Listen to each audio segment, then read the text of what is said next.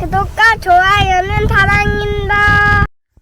여러분 반갑습니다. 말씀 창고의 서현 목사입니다. 오늘도 시청해 주셔서 감사합니다. 오늘은 예레미야애가 4장 11절부터 22절 말씀입니다. 여러분 오늘 말씀은 하나님의 심판이 종교 지도자들에게로부터 왔음을 말씀하고 있습니다. 하나님의 심판은 종교 지도자들이 잘못했기 때문이고 또한 그들을 심판하시기 위한 심판임을 이야기하고 있습니다. 하나님의 심판이 종교 지도자들에게 임하게 되고 그들에게 임한 재앙이 그들뿐만 아니라 민족 전체에까지 이르게 됩니다. 마치 불길이 어디에서 시작되었는지 오늘 말씀은 그 죄의 근원을 밝히 보여주고 있습니다. 오늘 이 말씀을 통하여서 우리에게 주시는 하나님의 마음을 함께 묵상해 보기 원합니다. 11절부터 말씀입니다. 여호와께서 화를 내시고 그분의 맹렬한 분노를 쏟아내셨다. 그분이 시온에 불을 붙이시자 그 불이 시온의 기초를 삼켜버렸다.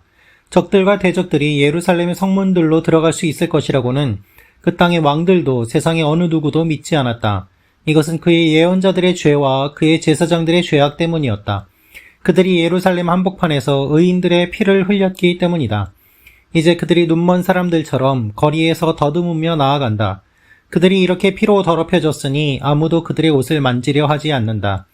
저리 가라, 부정하다. 사람들이 그들에게 소리친다. 저리 가라, 만지지 말라. 그들이 도망가서 방황할 때 민족들 가운데서 사람들이 말한다. 그들은 여기서 더 이상 살 수 없다. 여호와 그분이 그들을 흩어버리셨다. 그분이 더 이상 그들을 지켜보지 않으신다. 그들이 제사장들을 높이지 않고 장로들을 대접하지 않는다.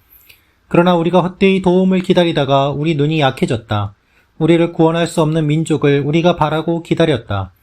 그들이 우리 발자취를 따라오니 우리가 길거리에서 걸어 다닐 수 없었다. 우리의 끝이 가까이 왔고 우리 날들이 다 됐다. 우리의 끝이 왔다. 우리를 쫓던 사람들은 하늘의 독수리보다 재빨랐다. 그들이 우리를 쫓아 산을 넘고 광야에서 매복하고 우리를 기다렸다.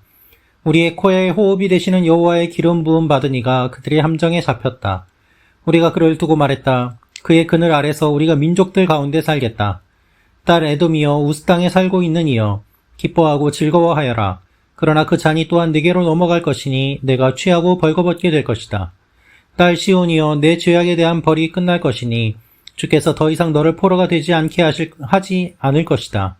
그러나 딸 에돔이여, 주께서 내 죄악을 처벌하시고 내 죄악을 드러내실 것이다.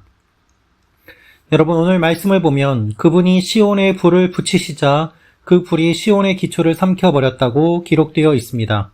시온은 무엇을 의미합니까? 하나님의 임재, 종교적인 상징을 의미합니다. 하나님께서 거하시는 거룩한 곳, 그곳이 하나님의 진노로 타버렸다는 것입니다. 특별히 기초까지 완전히 불탔음을 이야기하고 있습니다.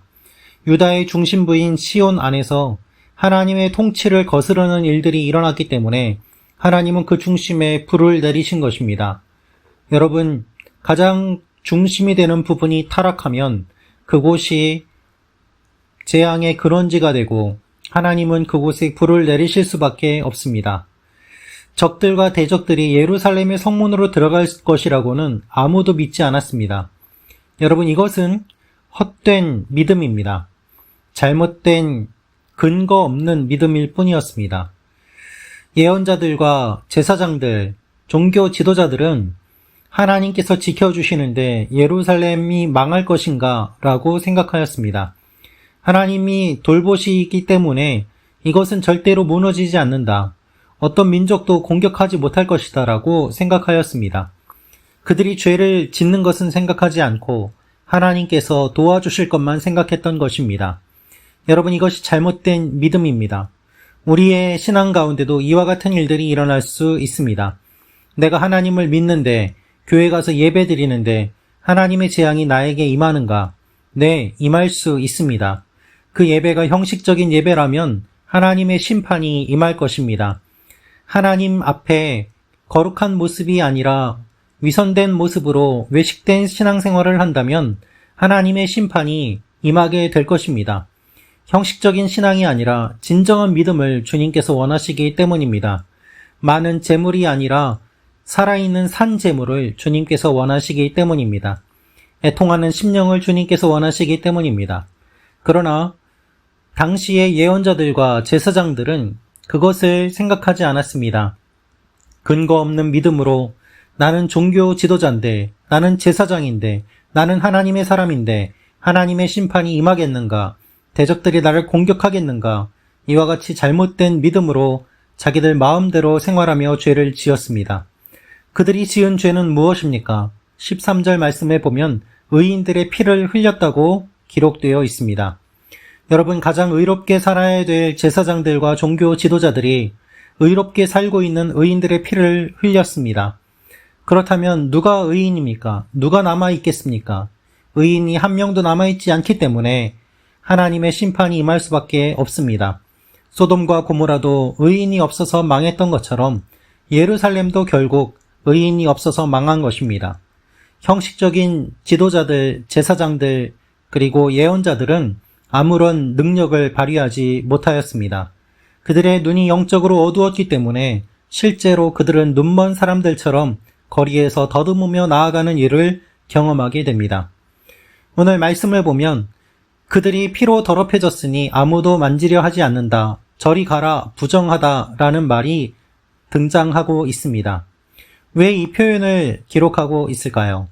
종교 지도자들이 거룩을 빙자하여서 다른 사람을 무시하고 나는 거룩하고 너희들은 더러운 존재다 라면서 차별하며 그들을 만지려고 하지 않았던 것들을 하나님께서는 뒤집으셔서 역설적으로 종교 지도자들이 더럽게 하시고 아무도 그들의 옷을 만지려 하지 않는 일들이 일어남을 보여주고 계십니다.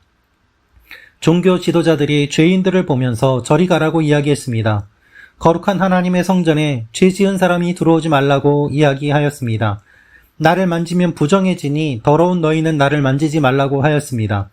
그런데 하나님께서는 그것을 뒤집으셔서 그들이 죄를 지은 것에 대한 대가를 치르게 하시고 오히려 사람들이 제사장들 보고 부정하다고 가까이 오지 말라고 하는 그 일을 그대로 되갚아 주시는 것입니다. 그리고 흩어버리십니다. 더 이상 지켜보지 않으시고 돌보지 않으십니다. 그 결과 어떻게 됩니까? 사람들이 제사장들을 높이지 않고 장로들을 대접하지 않습니다. 여러분, 하나님 앞에 죄를 짓고 영적으로 타락하면 어떤 일들이 일어날까요? 사람들이 종교 지도자들을 존경하지 않습니다.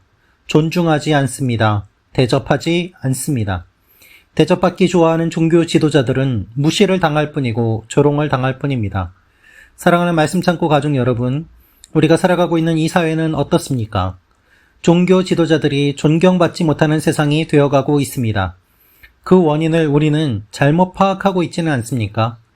포스트 모던이 되면서 사람들이 종교성이 없기 때문에 종교 지도자들에 대한 가치가 떨어져서 대접을 받지 못하는 것이다.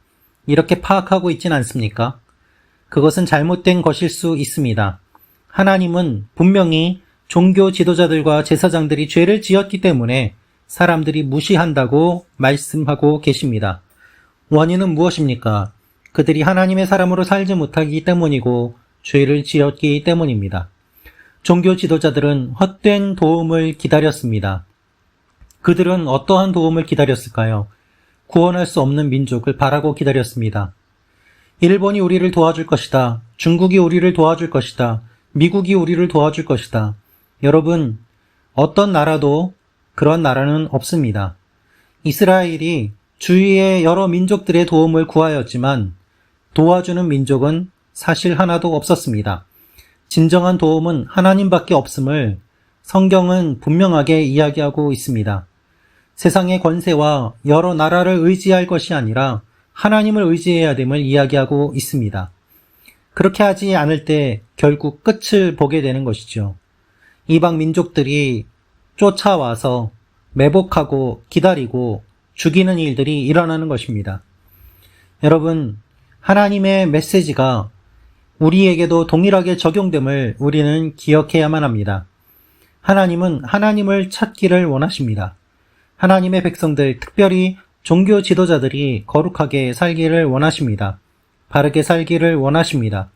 그리고 하나님께서는 그것을 오늘 말씀을 통해서 알려주고 계십니다. 이 모든 재앙의 시작이 어디에서 비롯되었는가? 종교 지도자들이 권력을 가진 사람들과 함께하려고 하고 하나님이 아닌 그들을 붙잡으며 또한 우상을 섬기는 사람들을 종교 지도자가 함께하고 그들을 용인하고 백성의 지도자들이 우상을 섬길 때 아무런 말도 하지 않고 지도자들에게서 떨어지는 콩고물을 얻기 위해서 진리를 선포하지 않고 가만히 입을 닫고 있을 때 결국 타락하고 무너지고 그리고 나라가 없어짐을 오늘 말씀은 분명하게 이야기하고 있습니다. 하나님께서는 우리에게 무엇을 말씀하고 계십니까? 영적인 거룩을 유지하며 살라고 말씀하고 계십니다. 하나님만을 의지하며 살라고 말씀하고 계십니다. 오늘 말씀의 마지막 부분에 보면 에돔에 대한 심판을 이야기하고 있습니다. 딸 에돔이여, 주께서 내 죄악을 처벌하시고 내 죄악을 드러내실 것이다. 네, 그렇습니다. 하나님은 이스라엘만 심판하시는 것이 아니라 이스라엘을 공격한 다른 이방 민족들도 심판하십니다. 하나님은 공의의 하나님이시기 때문입니다. 사람들은 공의와 공정을 이야기하지만 진정한 공의는 하나님에게 있습니다. 하나님께서 우리의 모든 것을 아시고 만져주시고 회복시켜주시고 그리고 판단해 주십니다. 이 하나님을 기억하며 기대하며 나아가는 하나님의 사람들이 되기를 기도합니다. 기도하겠습니다. 아버지 하나님, 우리가 어떠한 모습으로 살아가고 있는지를 다시 한번 돌아보게 하시고 영적인 지도자들이 먼저 깨어있게 하시고 특별히 저 자신의 모습을 돌아보며 먼저 하나님 앞에 무릎 꿇으며 나아가기를 원합니다. 주님, 우리의 마음을 받아주시고 우리를 불쌍히 여겨 주옵소서. 예수님의 이름으로 기도합니다. 아멘.